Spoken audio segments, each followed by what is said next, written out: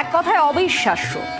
কারণ চোয়াটা দরমার উপরে এমন মাটি লেপে ৩৫ ফুট উঁচু একটা মণ্ডপ তৈরি হচ্ছে। বরানগর নপাড়া দাদাভাই সঙ্গে চমক আছে, তবে শুধু মণ্ডপেই যে চমক আবদ্ধ তা নয়, প্রতিমাতেও আছে। আসুন দেখে নিই এই পুজোর ফার্স্ট আর এক্সক্লুসিভ ঝলক।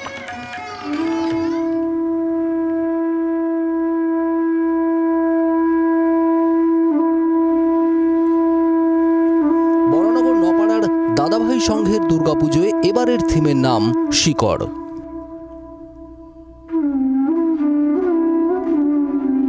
প্রতিমার পায়ের নিচে আসল গাছের শিকড় রয়েছে। প্রতিমা তৈরি হয়েছে একটি বড় গাছের গুড়ি খোদাই করে। উত্তরবঙ্গের পাহাড়ি ধসে কোনো এক সময় গোটা একটা শাল গাছ খসে পড়ে। পাহাড়ের গায়ে ঘর্ষণের ফলে সেটি অন্যরকম রূপ নেয়। তারপর সেটি সোজা এসে পড়ে তিস্তায়। সেই